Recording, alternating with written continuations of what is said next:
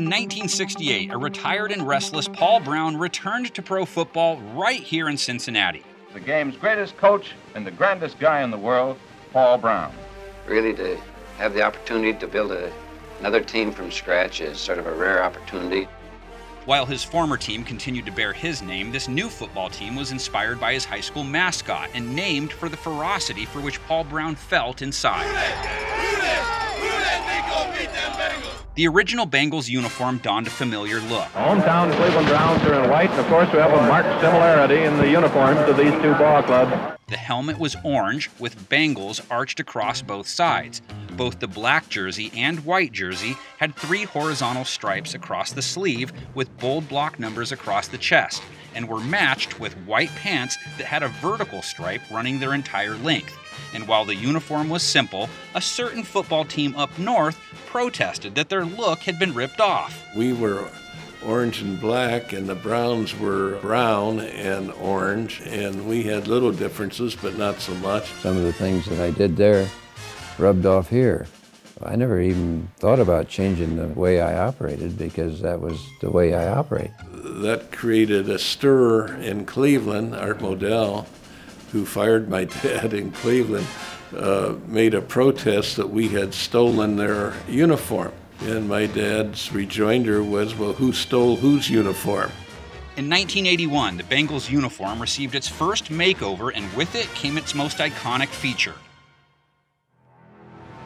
I tell you what, I was pretty excited about those stripes compared to the basic Bengals uniform my rookie year. I wouldn't say I'm a fashion guy, but I just like the stripes. I mean, on the helmet, and then on the sleeves, and it was different on the pant, on the side. We all thought it looked pretty cool.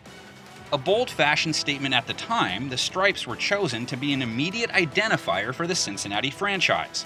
We went away from the armband thing because we wanted to distinguish it from the Browns uniform, and that's how we got into some of the striping on the shoulders, and we did some other little things that differentiated it from the Browns uniform. I thought it was the coolest thing ever. She said, well, look, what's this? These guys have stripes on their helmets, their pants, their jerseys, everything had stripes on it. And that's when Cincinnati went absolutely out of control, because it went from a very stoic games in the late 70s to all of a sudden everybody's painting their faces orange and black with stripes, and Cincinnati was painted orange and black with stripes all over in '81. And that fan base was turned on by having a good season, the new uniforms, the stripes themselves. That's when the jungle started in that '81 season.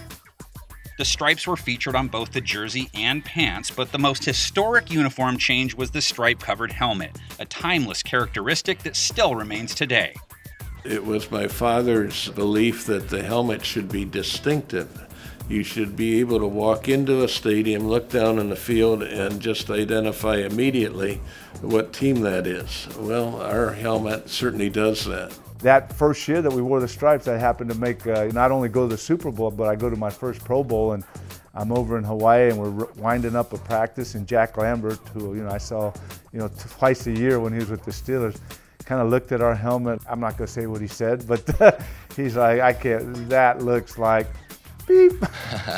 I tell you the truth, when you're wearing a helmet like that, it's one of those situations you either got to put up or shut up. You either got to play or they're going to laugh you out of the league. When there's a change and that drastic, I think you can either say, oh my goodness, or you can say, this is pretty cool. I think for the most part, everybody was pretty excited about it.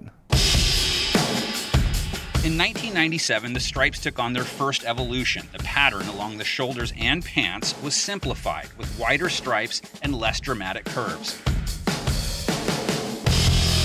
On the sleeves of the jerseys, the team added their newly introduced Leaping Tiger logo. And for the nameplate and numbers, they switched from a print technique to stitched fabric, the result being more durable with much more vivid colors. Who they think you gonna beat the Bengals? Which brings us to our modern uniform, a near-complete overhaul in 2004. Let's go, baby! It was cool. I mean, just being able to don the uni in general in itself was enough for me. It was a dramatic change from 03 to 04 on that jersey. Everything was different on it, including the font. It was neat to have more options. You had the black, the white, and then they would do a couple games in the all orange. I love it. This Bengals uniform had two major additions, black pants and an orange alternate jersey.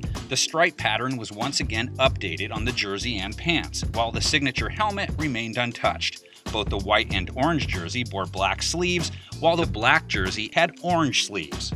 In that uniform, celebration that comes to mind. Well, maybe the marriage proposal.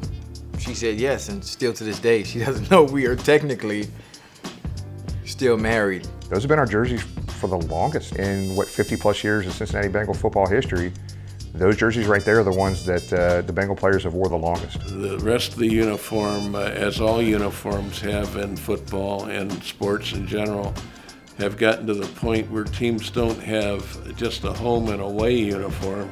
They have varieties of uniforms, different ones. We have an all-black uniform, an all-white uniform.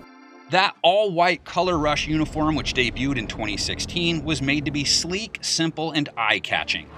You might want to adjust. No, the colors are right. Yeah. It's amazing, isn't it? You're not a little confused, are you, with, no. with Cincinnati being the team usually in orange? With black Bengal stripes down the pant legs and white Bengal stripes on the shoulders, this uniform quickly became a fan favorite. Color Rush are the most popular with the fan base. When Joe Burrow was signed last year, when he was drafted, I know that's what all my boys wanted, was that white Joe Burrow Color Rush jersey. It's less busy, it's just clean, it's simple, it is beautiful. You still tell it's a Cincinnati Bengal uniform, but the white Bengal Tiger, not the orange Bengal Tiger. It's beautiful. And that brings us to 2021. It's been 17 years, Bengals fans. A new era in Bengals uniform history is about to begin. While the design remains a mystery, we can now tell you when the new stripes will come.